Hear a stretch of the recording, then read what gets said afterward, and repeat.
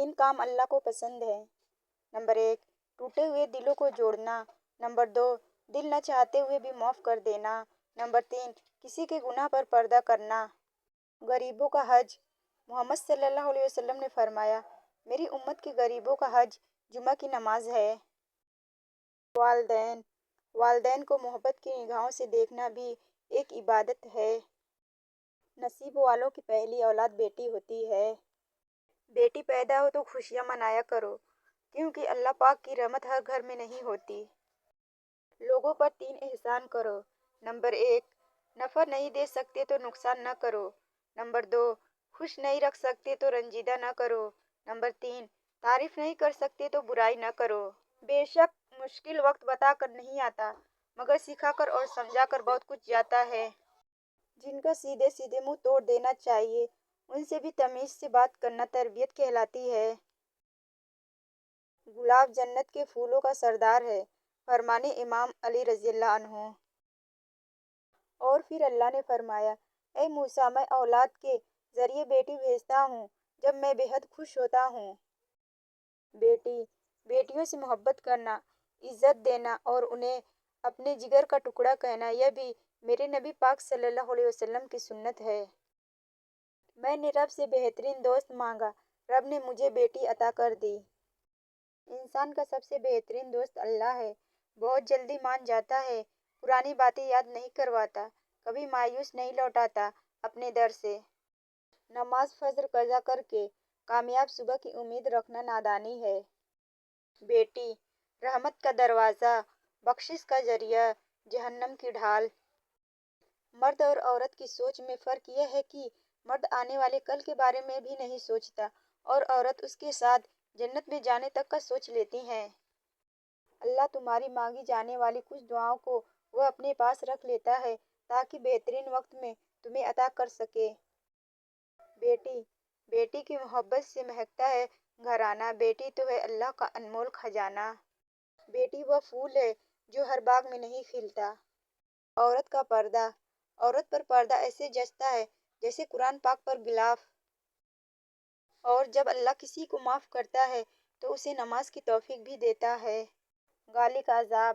تمہارے منہ سے نکلی ہوئی ایک گالی، چاہے مذاق میں یا غصے میں دی ہو، تمہارے قبر میں ایک ایسا بچھو پیدا کرتی ہے جس کے ایک دفعہ کاٹنے سے انسان 70 ہاتھ زمین دھنس جاتا ہے۔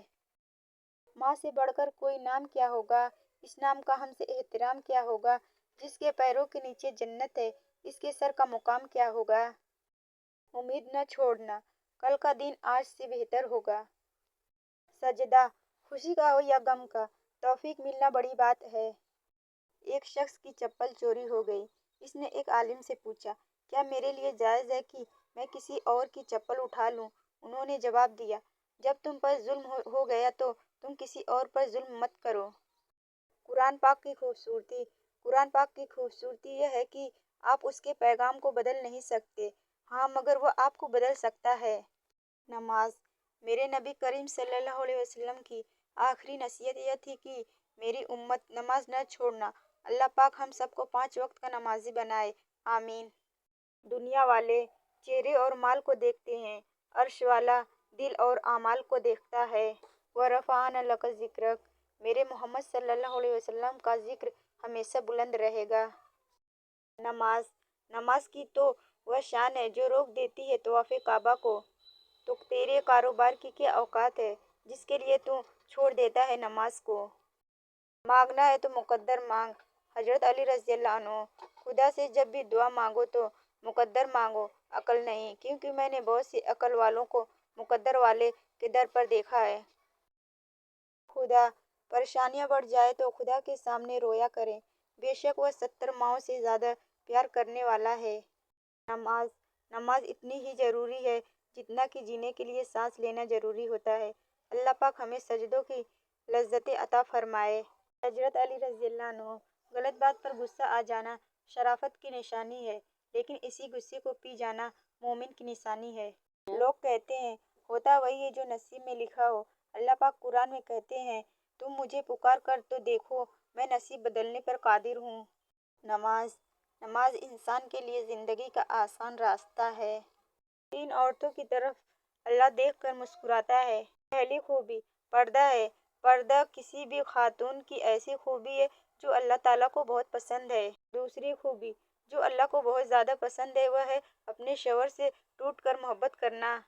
تیسری خوبی اللہ کے آگے جھکنا، رکوع سجدہ کرنا اور قرآن پاک پڑھنے والی عورت۔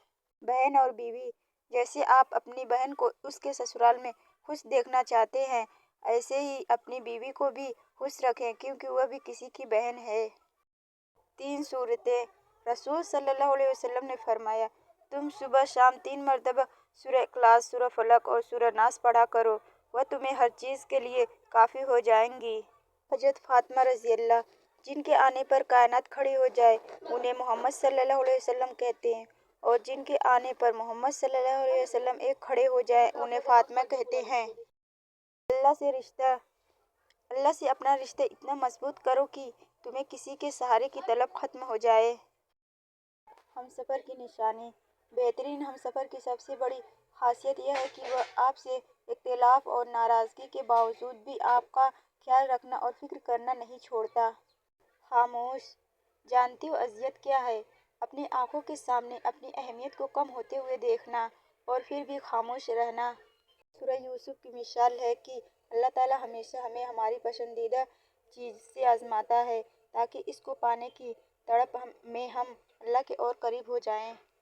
اپنی اصلاح سب سے مشکل کام ہے اور دوسروں پر تنقید سب سے آسان۔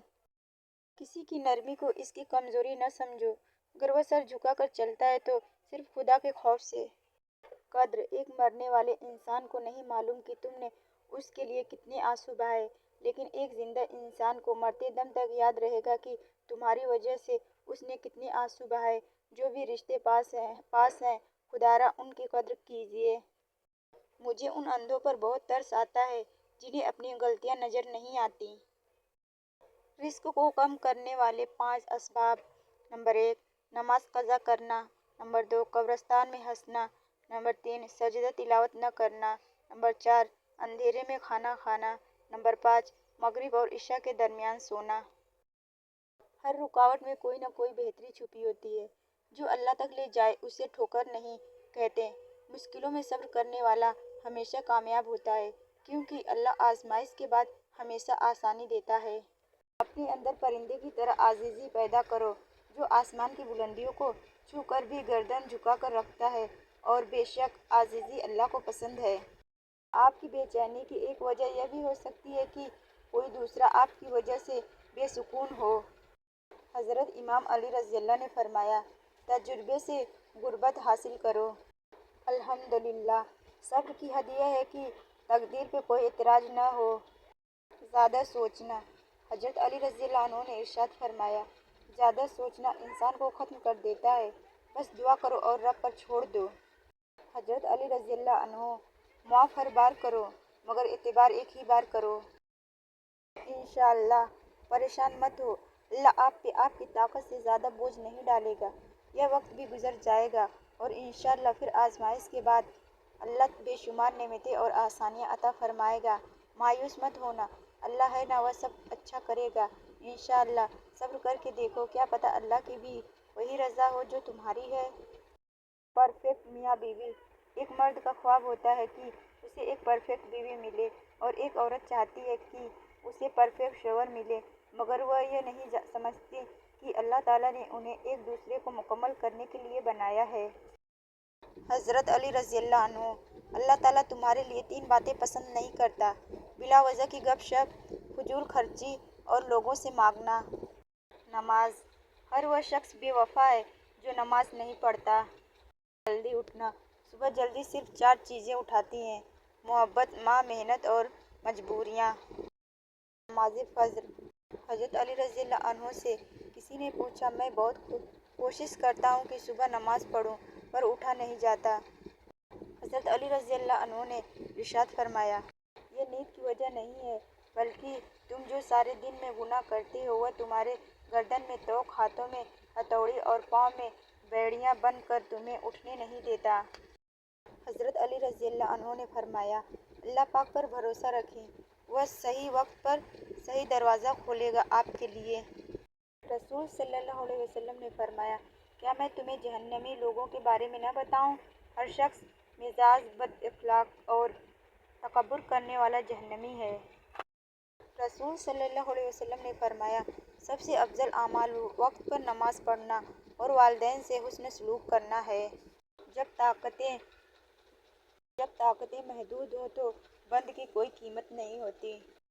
خاموشی بہت سارے بھرم رکھ لیتی ہے۔